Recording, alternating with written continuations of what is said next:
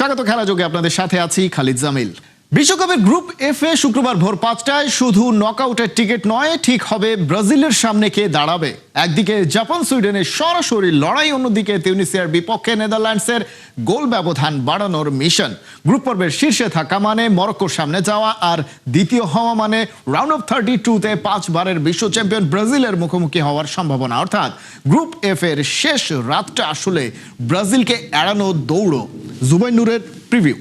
Brazil জিতেছে, নেইমারও ফিরেছে, তবে ভক্তদের রাত জাগা এখনো বাকি। গ্রুপ এফ এ শুক্রবার একই সময় ভোর 5টায় জাপান সুইডেন আর তিউনিসিয়া নেদারল্যান্ডস। 4 দলের 2 ম্যাচ, কিন্তু ছায়া হয়ে দাঁড়িয়ে আছে এক নাম, ব্রাজিল। কারণ এই গ্রুপের রানার্স আপের জন্য অপেক্ষা করছে সেলেসাওরা। তাই পয়েন্ট, গোল ব্যবধান, টপ 2 সব হিসাবের ভেতর লুকিয়ে আছে এক ভয়ঙ্কর প্রশ্ন, যে কে যাবে কার্লো আনচেলত্তির ব্রাজিলের সামনে। এবার একটু ক্যালকুলেটর নিয়ে বসুন। গ্রুপ এফ এর জটিল গাণিতিক সমীকরণটি মূলত নির্ভর করছে 3টি প্রধান ফলাফলের ওপর। ইকুয়েশন নাম্বার 1, জাপান যদি সুইডেনের সাথে ড্র করে 5 পয়েন্টে পৌঁছায় এবং ওদিকে নেদারল্যান্ডস যদি তিউনিসিয়াকে হারিয়ে দেয়, তবে দ্বিতীয় স্থানটি জাপানের ভাগ্যেই জুটবে। আবার জাপান ও নেদারল্যান্ডস দুই দলই নিজ নিজ ম্যাচে জয় পেয়ে 7 পয়েন্ট অর্জন করলেও গোল ব্যবধানের টাই ব্রেকারে ডাচদের চেয়ে পিছিয়ে থাকলে জাপানকেই রানার্স আপ হয়ে সেলেসাওদের সামনে দাঁড়াতে হবে। ইকুয়েশন নাম্বার 2, নেদারল্যান্ডস যদি তিউনিসিয়ার কাছে অপ্রত্যাশিতভাবে ড্র করে 5 পয়েন্টে আটকে যায় এবং সুইডেন অন্য ম্যাচে জাপানকে হারিয়ে দেয়, তবে ডাচরা সরাসরি দ্বিতীয় স্থানে নেমে যাবে। এমনকি ডাচ ও জাপানিজ দুই দলই জিতলে নেদারল্যান্ডসকে গোল ব্যবধানে জাপান টপকে গেলেই ডাচদের সামনে পড়বে ব্রাজিল। ইকুয়েশন নাম্বার 3, সুইডেনের হিসাবটি বেশ সরল, কারণ তারা যদি জাপানকে সরাসরি হারিয়ে 6 পয়েন্ট অর্জন করে এবং অন্য মাঠে নেদারল্যান্ডস তিউনিসিয়ার বিপক্ষে ড্র বা জয় তুলে নিয়ে গ্রুপ সেরা হয়, তবে সুইডেনই দ্বিতীয় দল হিসাবে নকআউটে ব্রাজিলের মুখোমুখি হওয়ার টিকিট পাবে। জাপানের জন্য ম্যাচটা আত্মবিশ্বাস থেকে কর্তৃত্বে ওঠার সুযোগ। নেদারল্যান্ডসের সঙ্গে 2-2 ড্র, এরপর তিউনিসিয়াকে 4-0 গোলে উড়িয়ে দেয়া। সামুরাই ব্লু দেখিয়েছে তারা শুধু শৃঙ্খলার দল নয়, আক্রমণেও ধার আছে।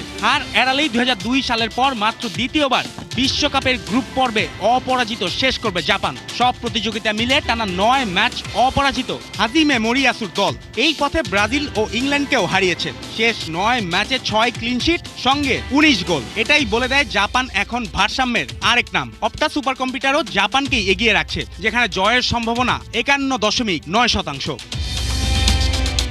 তবে সুইডেনের ম্যাচ মানেই সরল অঙ্ক নয়। প্রথম ম্যাচে তিউনিসিয়াকে 5-1 গোলে উড়িয়ে দেয়া দলটাই দ্বিতীয় ম্যাচে নেদারল্যান্ডসের কাছে একই ব্যবধানে বিধ্বস্ত। বিশ্বকাপে একই আসরে 4 গোলের ব্যবধানে জয় এবং হার, এটা সুইডেনের ইতিহাসে প্রথম। সমস্যা একটাই, রক্ষণে। টানা 13 ম্যাচ ক্লিনশিট নেই, শেষ 10 ম্যাচে 22 গোল হজম। কিন্তু সামনের লাইনে আলেকজান্ডার ইসাক ও ভিক্টর ইয়োকেরেস থাকলে যে কোনো ম্যাচেই আগুন জ্বলে উঠতে পারে।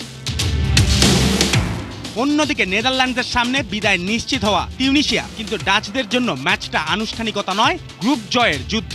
জাপানের সঙ্গে পয়েন্ট সমান হলে গোল ব্যবধানই হতে পারে সিংহাসনের চাবি। সুইডেনকে 5-1 গোলে হারিয়ে ব্রায়ান ব্রবি, কোডি গাকপো, ডি ইয়ংরা দেখিয়েছেন অরেঞ্জদের আক্রমণ কতটা ক্ষুধার্ত। অপটার হিসাবে এই ম্যাচে নেদারল্যান্ডসের জয়ের সম্ভাবনা 83%, আর তিউনিসিয়ার জন্য এখন শুধু সম্মান বাঁচানোর লড়াই। 2 ম্যাচে 9 গোল হজম, জাপানের বিপক্ষে shot on target 0। Harvey Renard এসেও ক্ষত ঢাকতে পারেনি।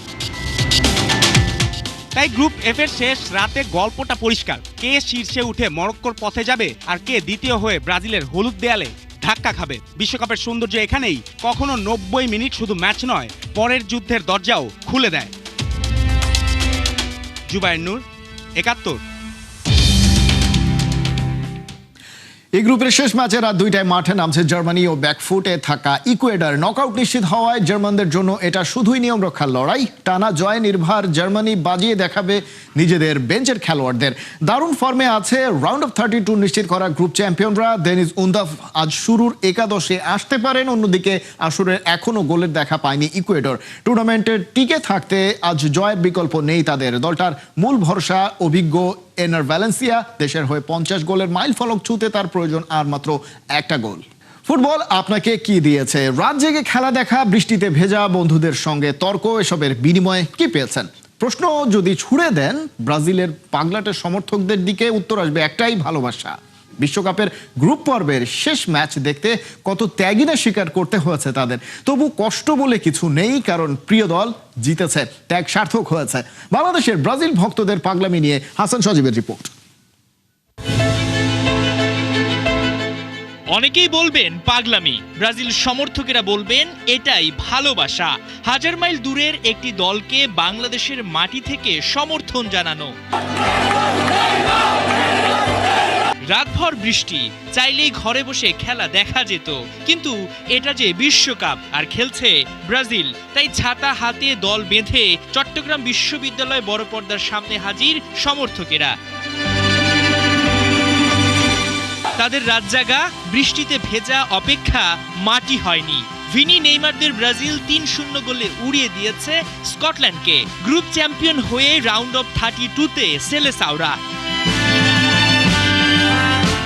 চট্টগ্রামের মতো দেশের বিভিন্ন প্রান্তেই বৃহস্পতিবার রাত থেকে জড়ো হতে থাকেন সমর্থকেরা। রাজধানী টিএসসি যেন পরিণত হয়েছিল হলুদের রাজ্যে। পাখির চোখে শুধু ব্রাজিল, শুধু হলুদ। একদিকে গ্রুপ পর্বের শেষ ম্যাচ, অন্যদিকে নেইমারের প্রত্যাবর্তনের অপেক্ষা।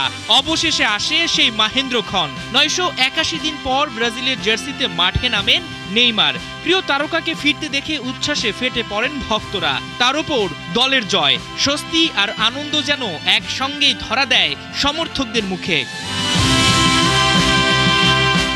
হাজার হাজার মাইল দূরের দেশ ব্রাজিল, কিন্তু ফুটবল উন্মাদনা যেন কমিয়ে দিয়েছে দুই দেশের দূরত্ব। প্রজন্মের পর প্রজন্ম ধরে চলে আসা এই ভালোবাসা আজও অটুট। তাই রাত জাগা, বৃষ্টিতে ভেজা কিংবা প্রতিপক্ষের সমর্থকদের সঙ্গে কথার লড়াই কিছুতেই থামাতে পারে না ব্রাজিল ভক্তদের। রাত পেরিয়ে ভোর, টিএসসি থেকে চট্টগ্রাম, সবখানেই উদযাপন, উল্লাস আর স্মৃতি বন্দী করে রাখার ব্যস্ততা। কারণ এই মুহূর্তগুলোই আবার টেনে নেবে ভক্তদের প্রিয় দল আর প্রিয় তারকাদের কাছে। ফুটবল উন্মাদনা দেশে তাই পাগলামি থামার নয়। বাংলাদেশি সমর্থকদের এই ভালোবাসায় হয়তো পৌঁছে যাবে ৭ সমুদ্র ১৩ নদী পেরিয়ে, আর প্রতিধ্বনিত হবে একটাই নাম, ব্রাজিল। হাসান সজীব, ৭১। নেইমারের জাতীয় দলে ফেরায় খুশি শুধু ব্রাজিল নয়, উচ্ছ্বসিত আর্জেন্টিনার সমর্থকরাও। কারণ মেসি নেইমারের বন্ধুত্বে ছড়িয়ে আছে অন্যরকম আবেগ, আড্ডা, খুনসুটি আর বিশ্বকাপ উন্মাদনার মাঝেই তাদের প্রত্যাশা ব্রাজিলের পর গ্রুপ পর্বের শেষ ম্যাচে জর্ডানের বিপক্ষেও দাপুটে জয় তুলে নেবে আর্জেন্টিনা। যুক্তরাষ্ট্র থেকে অর্ণবাপী রিপোর্ট।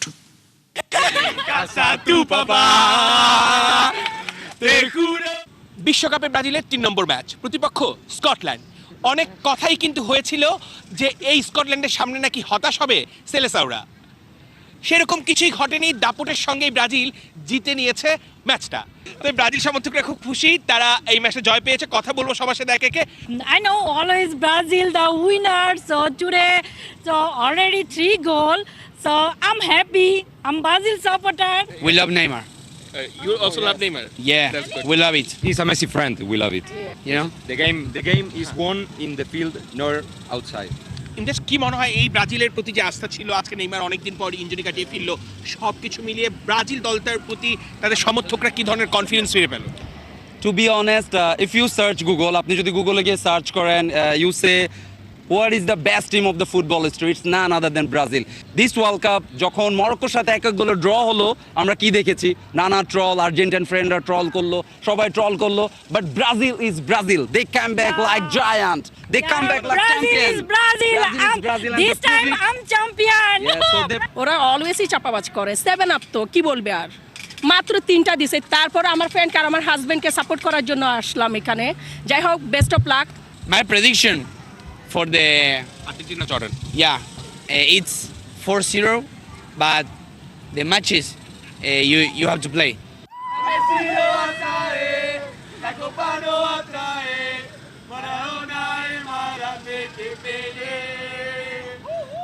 আমেরিকা থেকে অর্ণব বাপি, ৭১। গ্রুপ পর্বের পার্ট চুকেছে, সেই সাথে শেষ হয়েছে ব্রাজিলের কম্বিনেশন সেটআপের কাজও। সেলেসাওদের ইতিহাসে প্রথমবার কোনো অব্রাজিলিয়ান কোচ হিসেবে বিশ্বকাপে এসে কার্লো আনচেলত্তি এ পর্যন্ত যে কটা সিদ্ধান্ত নিয়েছেন তার মধ্যে সবচেয়ে বেশি জনপ্রিয়তা পেয়েছে নেইমারকে বিশ্বকাপে দলে টানা। তবে তার ট্যাকটিক্যাল মুভমেন্টের সবচেয়ে গুরুত্বপূর্ণ পার্ট হয়তো সম্ভবত নেই ভিনিসিয়াস জুনিয়রের কাছেই, সেটা যাচ্ছে নন নেইমার জুনিয়র। রিপোর্টে বিস্তারিত।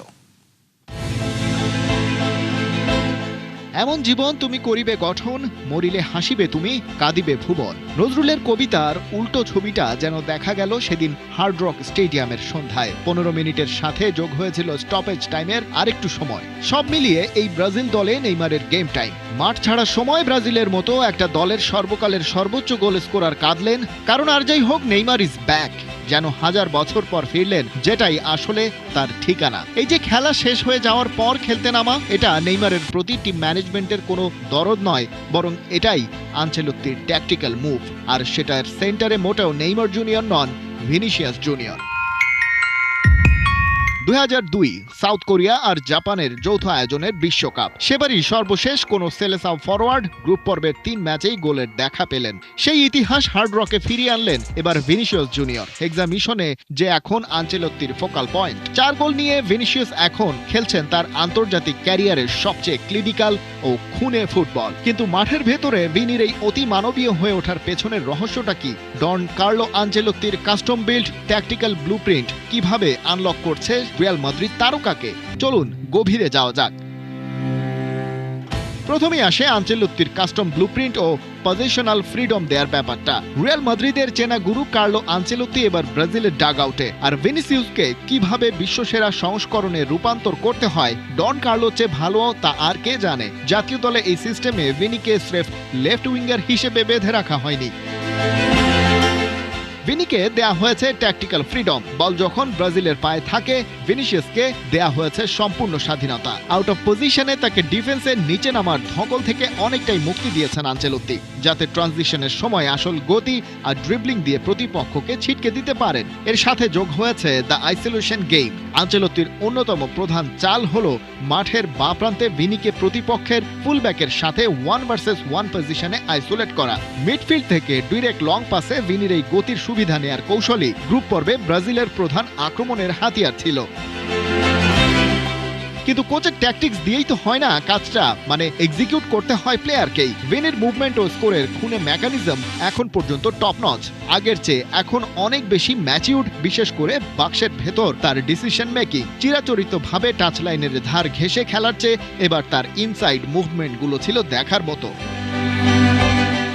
এরপরে আসে inside cut and half space exploitation. Scotland আর হাইতির বিপক্ষে ম্যাচে দেখা গেছে ভিনি কেবল উইং ধরে ক্রস বাড়াচ্ছেন না, বরং মাঝ মাঠ থেকে বল নিয়ে ইনসাইড চ্যানেলে ঢুকে ডায়াগোনাল রান নিচ্ছেন। প্রতিপক্ষের সেন্ট্রাল ডিফেন্ডাররা কিছু বুঝে ওঠার আগেই তিনি স্পেস তৈরি করে নিচ্ছেন শট নেয়ার জন্য। 4টি গোলই প্রমাণ করে ভিনির ফিনিশিং এর গ্রাফ এখন তুঙ্গে। গোলকিপারের সাথে 1-on-1-এ মাথা ঠান্ডা রেখে ফার পোস্টে বল প্লেস করা কিংবা ক্লোজ রেঞ্জ থেকে জোরালো শট। ভিনির এই গোল স্কোরিং মেকানিজম ব্রাজিলকে এনে দিয়েছে সেই নিরেট ভরসা যা গত কয়েকটা বিশ্বকাপে ছিল না।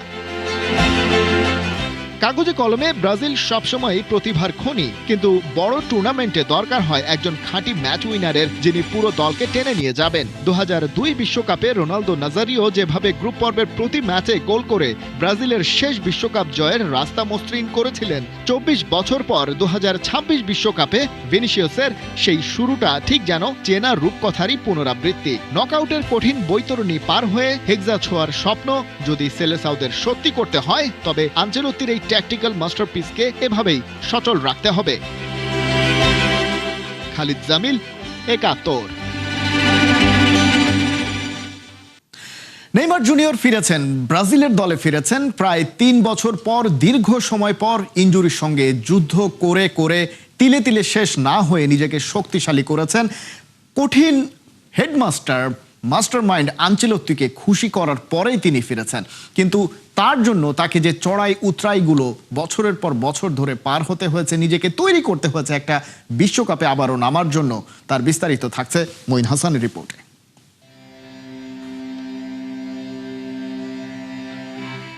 আমি দূর হতে তোমারই দেখেছি আর মুগ্ধ হয়ে চোখে চেয়ে থেকেছি।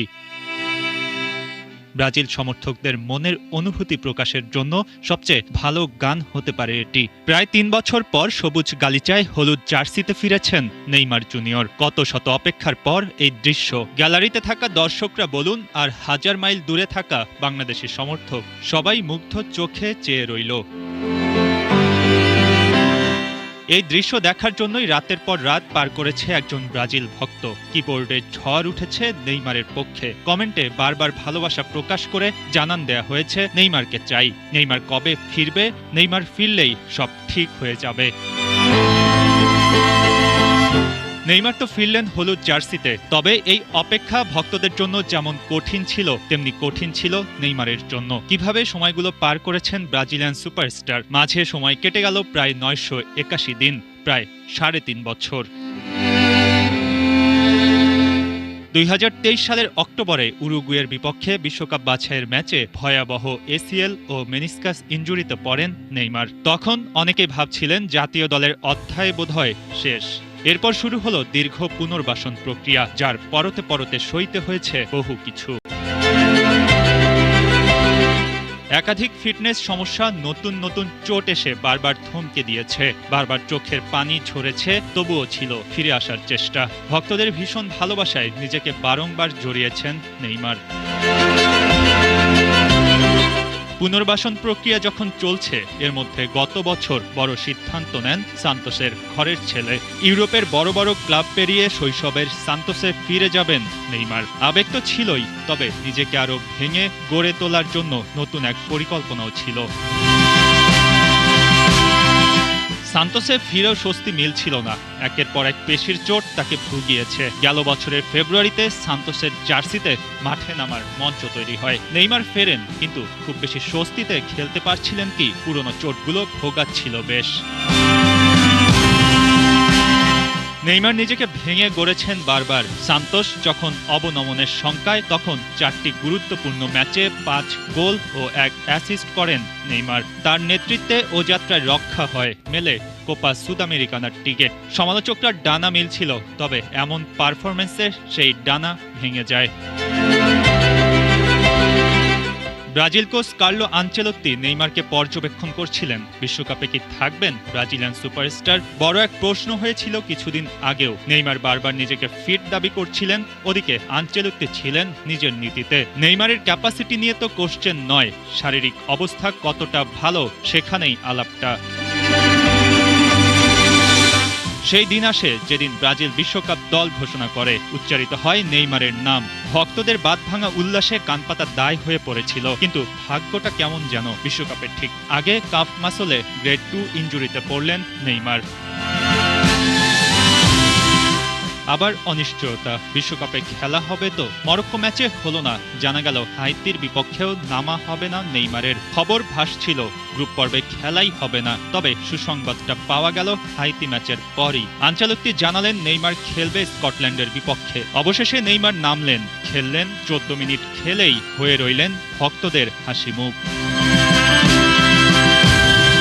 নেইমারের ক্যারিয়ারে বারবার ছন্দপতন হয়েছে, ইনজুরির সাথে পাল্লা দিয়ে ছুটতে হয়েছে। ভক্তরা কখনো নিরাশ হয়নি। সকলের বিশ্বাসে ফুটবলের রাজপুত্র আবারও ফিরলেন। তাকে যে ফিরতেই হতো। এবারের বিশ্বকাপে ব্রাজিলের কাণ্ডারি হতে পারবেন কিনা এখনো তা বলার সময় আসেনি। তবে নেইমারের এই ফেরা স্বস্তি দেবে সেলেসাউদের। হলুদ জার্সি ওন করা সকল নেইমার ভক্তরা এখন শান্তিতে ঘুম দিতে পারেন।